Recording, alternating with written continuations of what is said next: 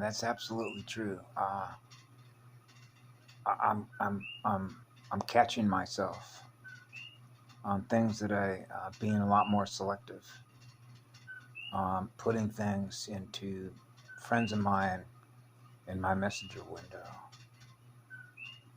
For example, I'll put one thing, a link into one girl's window that I won't put in another. Then I'll put some things in some people's windows at particular dates and times, or based on the moment in which it's experienced, and then make a decision on whether it's relevant or whether it's not relevant. And I put this, if you want to translate this, the best way I'm going to be able to do this when I've covered libraries, library builders, access to information, which is access to codes, which are the locks and keys throughout all the gates. Now, some people might read that as if reading people's minds. What it is access to your records. Okay? When you're running a hypersensitive drive motor, because you're running cosmic level spirit energy, right? Which is founders, right? It's access to founder records, which is crystalline records, if you will, the original stuff. So essentially what this means is that I'm reading the library that you're running on, okay? Because we have access to all the libraries. When an oversoul monopole, a single rod, like the rod that runs all the way through the Catharic 12 by 12 grid, okay? Then you realize everything is connected, right? So you have key codes and access codes to essentially what are records of what's held in memory, okay? That energy is holding, that you have access to, which gives you can detect it. So that's what a map read is, but on much larger scales. This is to an entire universal and galactic template. What the reading actually is a density reading. Okay? It's like reading their whole field from top to bottom, east and west, north and south, between the center point of every gyroscope and the center point of every cell, or the center of every sphere of light. So there's a difference between living light and artificial light. So when I'm 4 years of age, that's what I'm actually measuring. What I become aware of really is the easiest way to explain it. It's what I become aware of. Then I know. Because what I experience is the difference. And that's called a torque speed difference. So I'm measuring the actual spin rotation and speed of a Merkaba, a planetary Merkaba, or anybody's Merkaba, from the smallest to the largest, which again, we're back to balance of every cell, every circle, every sphere. From the center point from which it all began. So what I experience when you're a polarity integrator is the resistance to experience more living light. That's really what it is. Okay, so that's why I've mentioned this before. I use certain descriptive terms to describe what I experience that I share with you using the English language, which is not a very good alphabet soup of the way it was set up, running it in an application program interface. Keypad, pin pads, right? Personal identification number, ISP addresses, WinSock, network, hub servers, Trinity, Tribeca, the ECA, the Kashik and the ECA. And so what happens is that if an event happens that I think it might be relevant, because we have like for example, I have a close communication relationship with this beautiful soul who lives in Thailand, a mother, okay? So I can tell where she's operating at, the level that she operates at with her consciousness by what she shows me. And then we go back and forth sharing things, okay? So we work together, see? When you're one unto all, you're in an equilibrium state. That means every cell is balanced. Every sphere is balanced. Every fire code, every fire letter is balanced. The numbers are balanced. The numbers work. The math works. The consciousness is in a state of eternal peace. It's an eternal state of nirvana. You're happy to be who you are. It's a state of love and joy. The still point. The center point of every sphere of light, living light. So when Patty Broussard had mentioned one time about the folks upstairs were telling me about the law of one is to know one from the other. Okay, well, there it is. That's how it's experienced. It's experienced an alive one from a dead one. Or if you will, one with a soul and one without a soul. Artificial light is artificial life. Okay, it's not real because they're not experiencing the one. Real living light creation spheres. That's the eternal engine. That's the first template. That's what it began with. That's the crystal spiral. So that's what we measure, is whether they're having any capacity to experience love. Right? So you're measuring the resistance in their operating system as the amount of resistance that is yet to be cleared between a pre-matter phase state of consciousness and a density matter state of consciousness. And that density state of consciousness we can measure as the resistance that they have because of something that is held in their memory that we can read. It's in their record that is yet to be completely healed. So they're experiencing eternity, which is a full recalibration.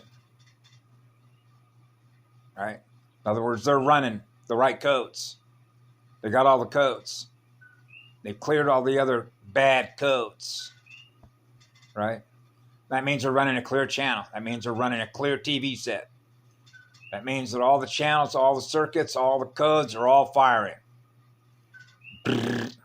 Back online. Fully back online. Right? Like that.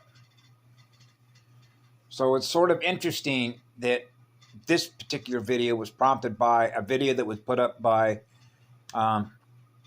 another one of my friends who lives up in Canada. Right? That's where my mother was born. My mother was an orphan with her sister. And my mother would be French. My father's on the Irish sort of side of things. He was from Wales. Both my mother and father were angels. So there is a connection between my father's last name and a coat of arms going all the way back. I tried to trace as far back as I could to William of Orange. You know, Stonehenge, that whole history side of things, right? But here, this lady with a French name that I cannot pronounce put a link up just a few minutes ago on my Facebook page about a journal that has a large subscription rate. That means that a lot of units of energy that are conscious and aware of themselves are now aware of what's being communicated to them about the need that's now being vocalized in the tech operator community, referenced in the article in the Business Insider, that's apparently echoed by Elon Musk, right? And supposedly the pundits, the geek techs, that we need to shut down AI. Okay, and which essentially meant what they were saying is a moratorium on any further development of API interfaces with artificial intelligence. That's another big flag. That's like, ooh, really? So why that was relevant is I mentioned something to Karen Ann McDonald. Oh gosh, I don't know. I just share stuff with her off and on. Whether it's relevant to her or not, it's up to her. I don't choose what she puts in her library. What I read is resistance. Is the resistance factor between the positive and the negative magnetic polarity, because when you're androgynous, an orbital polarity integrator, sometimes you have to be very delicate what you communicate based on the mood they might be in. You know how that works, right? There could have been a knock on anybody's door that you're going to now communicate 30 minutes before you communicate with them, where somebody came up and did something that caused you to have a lower reaction, negative reaction state, like sadness, grief, pain, trauma, etc. Right? And now all of a sudden you get a communication from me that shares this. How that's perceived and how they react to it may be different if the prior had never happened. Right? So the art of communication is really a fine art. when you're a polarity integrator as a healer, based on those that have not done, if you will, a full recalibration to experience eternity back in their heart again. Now they're free to express whatever they want. Their flowers in full bloom, the seed and the flower, which means they're experiencing being the one, both. Right? In other words, both magnets become one. There isn't any separation. There's no separation between the one and the all creation, from whence it all began, out of eternal, unconditional love. A blast furnace, which means you can never put that sun out. Right? And so when that's your state of highest consciousness, then it means you can map read the terrain of an operating system as to whether or not there's a soul operating that software, or the communication pathway in which you're now experiencing it in yours. Right? What you feel through your heart and your soul. So your soul knows.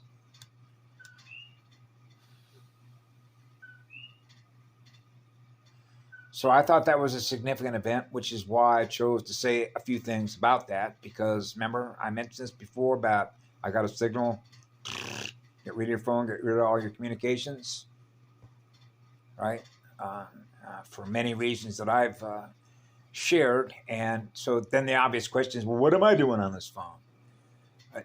Sometimes I am, sometimes I'm not. But the reason, and I've had to fight this within my own self, because I realized I really should be doing that. Because most of the time I'm not on a phone. I'm out hiking up a mountain, out in the ocean, swimming like a dolphin. I'm hiking on trails, doing things that light you up. In other words, love and service to the community. Interacting with a lot of folks, including in nature, and I go into nature to heal. Because everything they've experienced, right? I mean, think about all the bombs that have gone off all over this planet, right? How much trauma has gone through the entire motherboard here, right? All the bombs in Vietnam, all the bombs over Germany in World War II, all the bombs in England in World War II. What happened in Tokyo when it was incinerated by B-29s, nuclear bombs, right? All the trauma, war games, right? Shut the war gamer down. Shutting the war gamer down is shutting the AI down, because it's a war gamer. That's why you could measure over time the exponential increase in what? AI war gamers. They're not interested in going out and hanging out with the great living oversoul spirit of Mother Earth. They'd rather be on a machine playing games with an API interface with artificial intelligence. So they're at war in their own mirror. Because what are they gaming? In other words, when you game with an AI, the AI actually knows you better than yourself. You're never going to be able to win a game with this AI. It knows you better than you know yourself if you don't have a soul.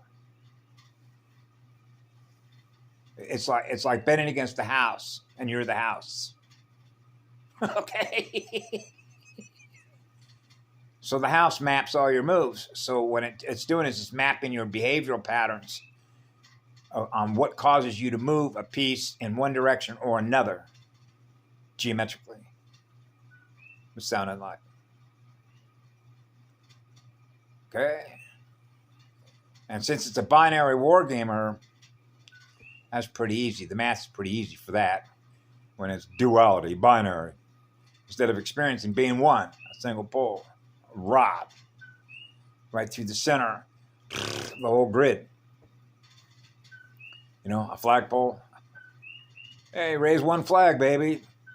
Peace flag, right? A love flag. Pink roses. Flying pink roses. Spheres of pink roses. Circles of pink roses. That's what I send out to the sun in the day. I'm giving you pink roses to my heart and soul. Feel all my pink roses. And then I'm watching the sun come back, pulls them back to me pink. Yeah. It is beautiful to experience that. It's this is a really celebrated time. You can begin to see, hey, there's light at the end of that Disney tunnel. Remember ever been on the Mr. Toad's Wild Ride in Disneyland? That was one of the first rides I went on as a kid. Mr. Toad's Wild Ride. And they'd have, I'm just a little kid going on this thing, right? And the next thing I know, all of a sudden I'm hearing a choo, choo, choo. You know, the horn of the engine, a locomotive. You can hear the locomotive engine. Whoa, whoa, we're going to run into a train. These animatronics, folks, that put that park first together when I was a little kid. When Disneyland first opened up in Anaheim in the 1950s. You know, I have to admit, I had a blast at that park, even though there is a dark side to it. I was there one time when we used to kid a lot about this, because you know how when you're on a certain wavelength, we call it clicking, right? It means your state of awareness is high enough you can see through the Truman Show set. So you make fun of it to maintain your higher vibe. So you're translating the field of consciousness that you're operating your consciousness in, right? And so that's why there were certain knowns about Disneyland that we knew that was going on there. You know, in Hawaii, they call it the coconut wireless. In California, they call it the grapevine. Word travels fast, right? You know, mouth to mouth. Hey, you know what's going on in Disneyland over there? Yeah, we know. And so I experienced it directly one time when I went into between, back then it was called Tomorrowland, which is where the submarine ride was, and Fantasyland, where the teacups and the Mr. Toad's Wild Ride, Sleeping Beauty ride, the Enchanted Castle, right? Tinkerbell used to come down from the Matterhorn down into the castle. And right in between Teacups and the submarine was a ride called It's a Beautiful Day. Oh man, it's a beautiful day. So families come and think it's a beautiful day with mothers and fathers taking their children to come to a park. And little do they know, those dark tunnels in there and all the dancing, we're all one together. We're all one together. They have all the languages being sung by the little puppeteers, the animatronics, right? And then all of a sudden, there I am after I got off that ride, and I remember those that were on a boat behind me. And when I got off the boat I got off of with a friend of mine, I noticed that there was somebody missing in the one behind. So you pick these things up, right? And you catch them because you're supposed to catch them. So I'm very familiar with Disneyland, Mr. Walt Disney, absolutely. A lot of all those folks, actually, when you add it all up, between what I call all the portal networks that they operate through, right? Between all those folks that represent all those bloodlines with all those alliances, right? They're certainly not serving on behalf of the one true God, right? An eternal sun that's always on fire, gifting you love, eternal spirit, eternal love and spirit. Love is a spirit. So yeah, so that's a marker. You know, them coming out and saying, hey, we need, you know, this horn has been blown for a while. You know, go back to Fritz Lang, Charlie Chaplin. Right? I get different folks that have told me along the way. Remember what's his name? The guy, Dante Sartori, a Templar. So I remembered he came out of Portugal. I think they're different Templars, templates. You know, the cross, the Knights of Malta. You have the Knights Templar. Dante Sartori did a really good job of a lot of the videos that he put up, going all the way back to the Melchizedek, Jesus, Yeshua. And he provided a lot of really historical documents that were in his possession that he shared, a lot of videos that revealed a lot of information, a lot of videos actually that were like the Battle of Hastings, 1166, aerial video of that. Okay. Like a drone video of that. Phasing in and out. You know, so in other words, it wasn't like on some of these what might seem to be primitive battlefields, like they're just using metal helmets and shields and swords and netting and swords and bows and arrows, and don't realize there's actually directed energy weapons in this as well, right? That kind of stuff. And so he put it all out there. He put a lot of good stuff up there. He just, here it all is. Here it all is. It's like everybody knows we're heading for the last dance. We might as well just unload it on everybody. Right? Soft closure, hard disclosure, hard reset, soft reset. Anyway, I'll get out of here. Have a beautiful evening. That's good news, huh?